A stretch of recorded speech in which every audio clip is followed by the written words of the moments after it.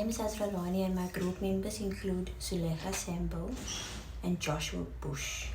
We will be doing the experiment on different paper plane drags. This experiment will test the effects of the different paper plane drags, which shape of paper plane is more effective and will allow the paper plane to fly the furthest. There will also be 3 different paper plane designs used during the experiment so that we can test which shape or design can fly the furthest distance. We'll also have the same paper used for the 3 different designs of the paper planes, and this is the colors. We'll first have the red paper plane, then we'll have the blue paper plane, and then lastly the orange paper plane. And all 3 paper planes will be in a different design. We're only using 3 different colors so that we can differentiate. We'll also have mark indicators on the floor with a different color paper, where we'll have a starting marker and also a meter marker, 3 meter markers, so that we can measure the distance thrown easier. The paper planes will be thrown from the same distance with the same force, and then we'll also use a measuring tape to measure the distance from where we started throwing the paper plane to where the paper plane ended, and we will be recording the marks. The materials we will be using to conduct this experiment is color paper for our paper planes to differentiate the paper planes. We'll also have a strip of color paper for measuring on the floor. We'll also need a measuring tape. We'll need a scissors. We'll need press stick, and we'll need sellotape to conduct this experiment.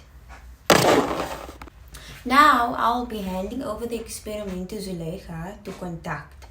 After Zulekha has done the experiment, Joshua will be giving us a conclusion of our findings after doing the experiment.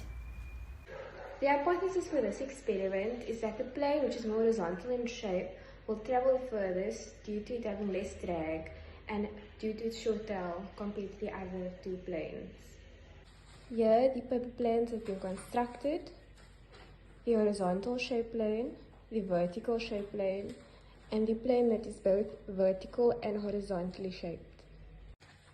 The starting point where the paper planes will be thrown, and from where they will be measured, and the markers for where they will be landing to make measuring easier. The vertically shaped paper plane will be thrown from the starting point with a certain force. Once the plane lands, its distance from the starting point to where it lands will be measured.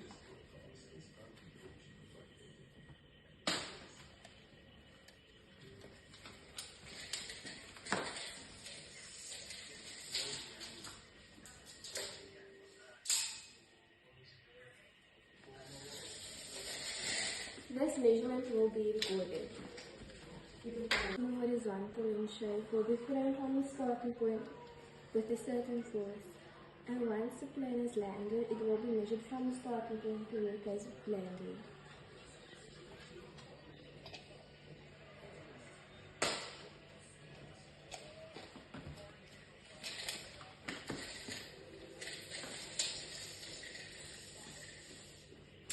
No. This result will be recorded. The paper plane that is both vertically and horizontally shaped will be thrown from the starting point with a certain force. Where the plane lands, it will be measured from there to the starting point.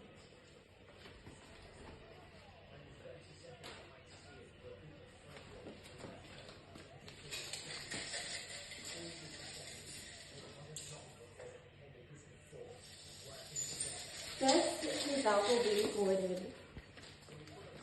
In conclusion, our hypothesis was correct, and the horizontal plane traveled the furthest, so it has less drag than the rest. What we had observed was that the paper plane with the more horizontal shape went the furthest distance compared to the planes that had a vertical shape and a combination of both vertical and horizontal aspects. The drag on the horizontal paper plane was less when compared to the other 2 paper planes in shape. The results are as follows. Paper plane 1, horizontal shape, traveled 4,440 millimeters. Paper plane 2, which was vertically shaped, traveled 3,000 millimeters. And paper plane 3, which was both vertically and horizontally shaped, traveled 2,400 millimeters.